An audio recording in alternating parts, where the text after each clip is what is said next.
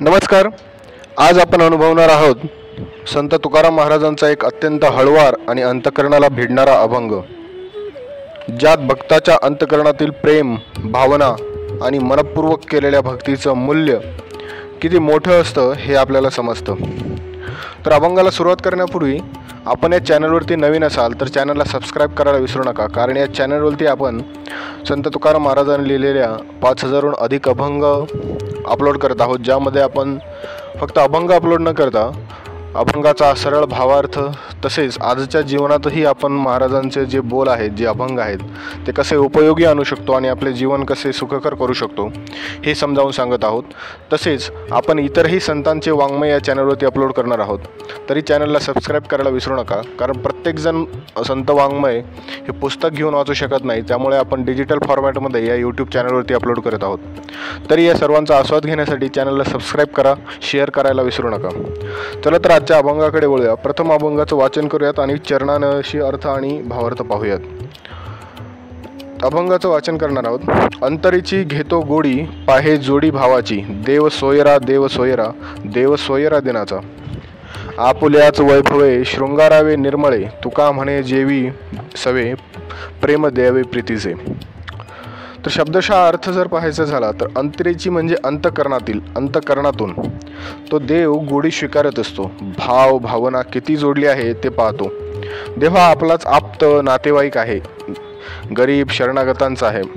आपल्या जवळ जे आहे त्यानेच निर्मळ मनाने देवाला समजावे, देवाबरोबर जेवावे, प्रेमपूर्वक भक्ती द्यावी. तर मित्रांनो, हा अभंग आहे भक्तीच्या सर्वात पवित्र आणि आत्म्याच्या तळातून निघालेल्या प्रेमभावनेचा. संत तुकाराम महाराज आपल्याला सांगतात की देव बाहेर शोधण्याचा विषय नाही, तो आपल्या अंतरीच म्हणजे अंतःकरणात असतो. तर प्रथम चरणामध्ये महाराज म्हणतात, अंतरीची घेतो गोडी, पाहे जोडी भावाची. देव आपल्या मनातील भाव स्वीकारतो. तो केवळ उंची वस्त्र, सुंदर फुलं किंवा धनवैभव पाहत नाही, तर तो पाहतो भाव किती आहे, मन शुद्ध किती आहे, भक्ती किती खरी आहे. म्हणूनच खऱ्या भक्ताला देव साक्षात भेटतो, कारण त्याच्या अंतःकरणात फक्त प्रीती असते, स्वार्थ नाही. आजच्या काळात आपण काय करतो, तर मोबाईलवर भजन लावतो, पण मन दुसऱ्याच गोष्टीत गुंतलेलं असतं. तुकाराम महाराज सांगतात, असं भक्तीमध्ये भाव नसेल तर ती केवळ बाह्यपूजा ठरते. द्वितीय चरणामध्ये महाराज सांगतात, देव सोयरा देव सोयरा देव सोयरा दिनाचा. किती सुंदर सत्य आहे. देव कोणी दूर मोठ्या मंदिरात बसलेला अभंग गूढ उच्च गाठणारा नाही, तर तो सोयरा आहे. आपल्या मनाचा, आपल्या श्वासाचा, आपल्या भावना समजून घेणारा. आणि विशेष म्हणजे तो दिनांचा सोयरा आहे. दिनांचा म्हणजे धन नाही, उच्च कुल नाही, विद्या नाही तरी चालेल, पण हृदयात नम्रता हवी, प्रेम हवं, शरणभावना हवी, अंतरीची गोडी असावी. अशांचा हा दीन सोयरा आहे. अशांचा हा भक्त, अशांचा हा विठुराया दिनांचा सोयरा आहे. हरिपाठ म्हणणारा वृद्ध, वाटेत चालणारा रामराम करणारी आजी किंवा ओटीत बसून नामजप करणारी गृहिणी, त्यांचं प्रत्येक उच्चारलेलं नाम हे देवाच्या हृदयात जागा मिळवत असतं. तृतीय चरणामध्ये महाराज म्हणतात, आपुल्याच वैभवे शृंगारावे निर्मळे. हे किती मौल्यवान तत्वज्ञान आहे ना. देवाला काही मोठं भारी द्यायला नको, आपल्याजवळ जे आहे तेच, पण निर्मळ मनाने दिलं तर तोच त्याचा स्वीकार करत असतो. एखाद्या गरीब भक्ताने अर्धा चपाती विठोबाला अर्पण केली, पण त्या अर्पणात पूर्ण हृदय दिलं तर विठोबा आनंदाने ती अर्धी चपाती प्रसाद म्हणून घेतो.